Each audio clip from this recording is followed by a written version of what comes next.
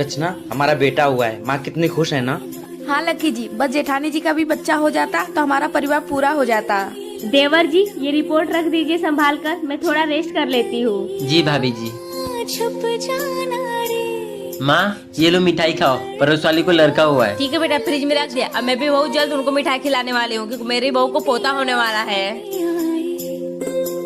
भाभी, मैं चाहती हूँ ना आपकी गुड़िया से लड़की होए और इस घर में लक्ष्मी आए। मैं भी चाहती हूँ कि हमारी छोटी सी एक लड़की हो, फिर देवरानी जी का लड़का और मेरी लड़की दोनों मिलकर बहुत खेलेंगे। बहू और शिफाली, तुम दोनों ये क्या बात कर रहे हो? लड़कियां घर की लक्ष्मी नहीं, बोझ होती है। माँ जी, आप ये कैसी बात कर रही हैं? आप ये मत भूलिए कि आपने भी एक लड़की को जन्म दिया है। और हाँ माँ जी, मैं बेटा बेटे में फर्क नहीं करती, मुझे तो बस बेटी ही चाहिए। माँ, अगर आपको लड़की से दिक्कत है तो मैं भी तो एक लड़की हूँ, मुझे क्यों नहीं मारते पैदा होते? कान खोल कर सुन लो, मुझे कुछ नहीं पता। लड़का होना चाहिए, मतलब लड़का होना चाहिए।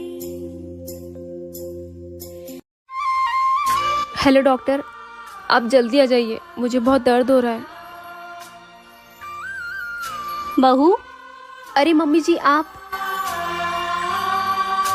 बेटा तू ठीक तो है ना? हाँ मम्मी जी ठीक हूँ, बस अभी डॉक्टर को बुलाया है। बहू, अब तो हमारे घर में एक छोटा सा मेहमान आने वाला है। मम्मी जी लड़का ही क्यों, लड़की नहीं हो सकती है क्या? बहू, अगर लड़का हुआ ना तो मैं उसे फौजी बनाऊंगी। अगर लड़की हुई ना तो मैं उसे चांद के जैसे पालूंगी। नहीं, लगता है मम्मी जी को लड़का नहीं लड़की चाहिए। मैं उसे चांद जैसा नहीं, मैं उसे सूरज जैसा बनाऊंगी ताकि कोई उसे देखे तो जल जाए।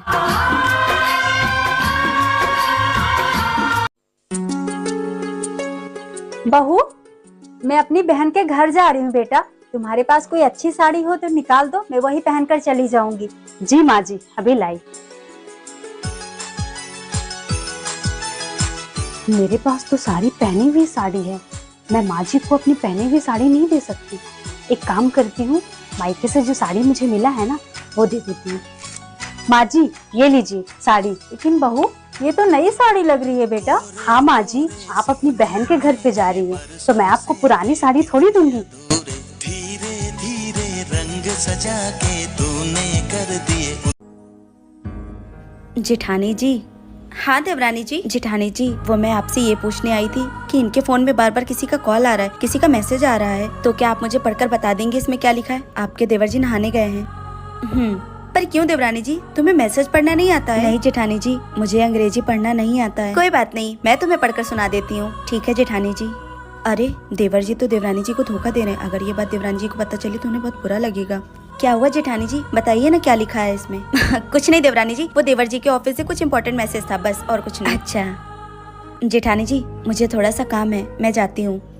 देवरानी जी प्लीज मेरी बात का बुरा मत मानना। क्या हुआ अगर तुम अपने मायके में नहीं पढ़ पाई, पर तुम यहाँ कोशिश करो, देवर जी से 1 घंटे रोज टाइम निकाल कर पढ़ लिया करो। अगर देवर जी नहीं पढ़ाते तो मैं तुम्हें पढ़ा दूंगी। देखो जिंदगी में काम के साथ साथ पढ़ाई भी जरूरी है। देवरानी जी अगर तुम पढ़ लोगी तो ऐसी छोटी छोटी चीजों के लिए तुम्हें दूसरों के पास नहीं जाना पड़ेगा। जी जेठानी जी। ठीक है, जाओ तुम जाकर अपना काम कर लो। जेठानी की बातों से सहमत है?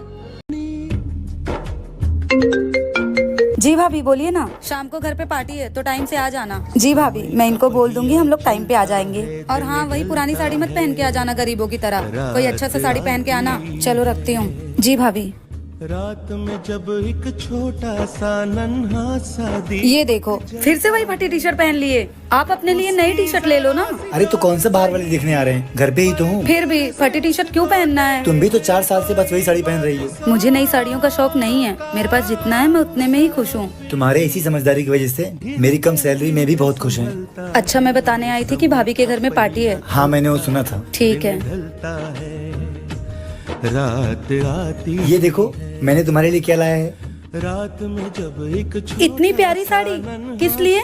आज शाम को पार्टी में तुम यही पहनना। एक मर्द ही होता है जो खुद 500 की टी शर्ट और अपने बीवी को। बहू, तेरी माँ का फोन आया था और वो कह रही थी कि मेरी बेटी का पहला बच्चा मायके में ही हो। तू है ना पैकिंग कर ले, मैं बेटे को कह के तुझे पहुँचवा देती हूँ। ठीक है माँ जी।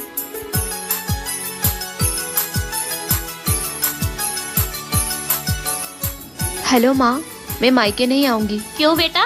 क्योंकि मेरी सासू माँ की इच्छा है कि मेरा पहला बच्चा मेरे ससुराल में ही हो। लेकिन बेटा तेरी सासू माँ तेरा अच्छा से ख्याल नहीं रख पाएगी। अरे माँ ऐसा नहीं है, वो तो बहुत अच्छी है और वो तो मेरा अभी से ख्याल रखने लग गई है, आपकी तरह। ठीक है, जैसा तुझे ठीक लगे। ठीक है माँ। ये ले बेटा हल्दी वाला दूध, मैंने अंजू को तुझे देने के लिए बोला था, उसने मुझे दे दिया। हेलो भाभी, माँ की तबीयत बहुत ज्यादा खराब है, आप प्लीज आ जाइए। क्या? ठीक है, मैं अभी आती हूँ। माँ जी किधर है आप? अरे भाभी आप इतना जल्दी? क्या हुआ माँ जी को? मैंने सुना माँ जी का तबीयत खराब है, मैंने अपना बैग उठाया और चली आई। मेरा आधा कपड़ा तो वहीं पे छूट गया है। भाभी आपका तबीयत ठीक तो है ना? अरे दीदी मैं तो ठीक हूँ, लेकिन माँ जी किधर है? कहीं दिखाई नहीं दे रही है। अरे भाभी वो मम्मी। हे भगवान, कहीं मेरी माँ जी हॉस्पिटल में तो एडमिट नहीं हो गई है? भगवान जी मेरी माँ जी को जल्दी से ठीक कर दीजिए। अरे भाभी ये आप ये कैसी बात कर रही है? माँ हॉस्पिटल नहीं मार्केट गई है। क्या? माँ जी बिल्कुल ठीक है। दीदी मुझे लग रहा आपका तबीयत खराब हो गया है। अरे भाभी मैं सही बोली, माँ मार्केट गई है सब्जी लाने। क्या माँ जी ने मुझे झूठ बोल के यहाँ पे बुलाया? हाँ लगता है माँ का आपके बिना मन नहीं लगता है। आने दो माँ जी को, मैं माँ जी से बात ही नहीं करूँगी।